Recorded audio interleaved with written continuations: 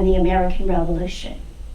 In many, many ways, that revolution was a revolution for women also. You know, the men, they would rush off to war, and they had a specific place, a battle to go to. Very, very different for the ladies.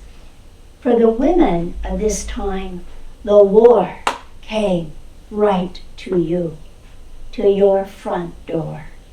And then it seeped into every aspect of your life. Day-to-day changes. You know, all those pewter dishes in the hutch?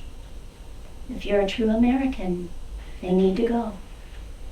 Those can all be melted down for bullets for the boys. You don't need to drink that tea anymore. You can drink coffee or juice.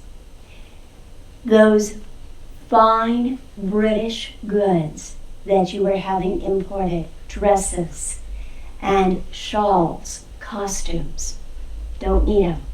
You learn how to spin and to weave, and you be satisfied with hand-spun goods. And that's where Martha Washington was such a wonderful, wonderful First Lady. Because you know, this woman, she never asked another woman to do something she didn't do herself. Whether it was staying for months at end in those horrible, horrible war camps and trying to feed and nurse soldiers, or trying to rally other ladies and having weaving parties, she was always willing to help her country in any way she could. But so the revolution came right to the women. Another way, you probably would not be untouched by the end of the war. Either a husband, a son, a brother, a father would be gone.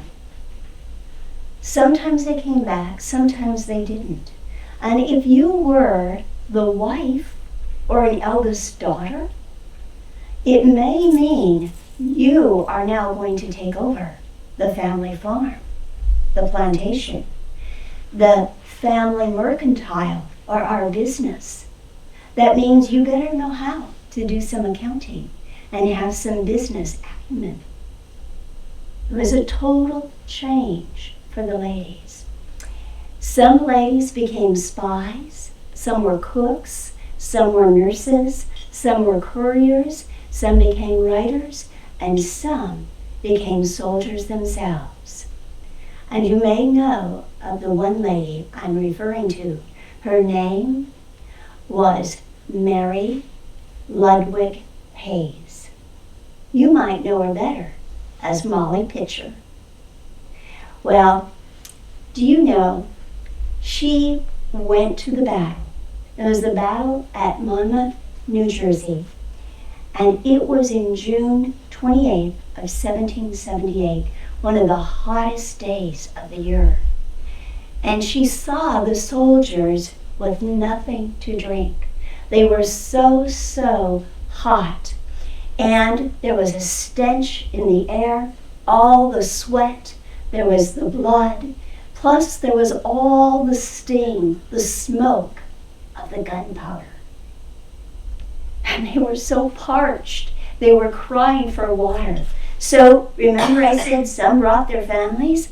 So she rallied the women to get pitchers of water and go out to the soldiers. And the first soldier called out, "Molly, pitcher." Then another one, "Molly, pitcher over here. Molly, I need a pitcher." And all of a sudden, all those women surveyed became Mollies. And they had a pitcher of water. But she was the Molly Pitcher because she was the first to go, and when she did, while she was distributing the water, this very, very brave lady had to watch as her husband John was shot. He was manning a cannon, and he dropped to the side. So she grabs her skirt with all its many petticoats, and she rips it, the whole bottom, and she bandages up the best she can. Doesn't panic, doesn't flee. Very, very brave woman. And then she stays right there and mans, shouldn't call it manning, but mans the cannon, all right?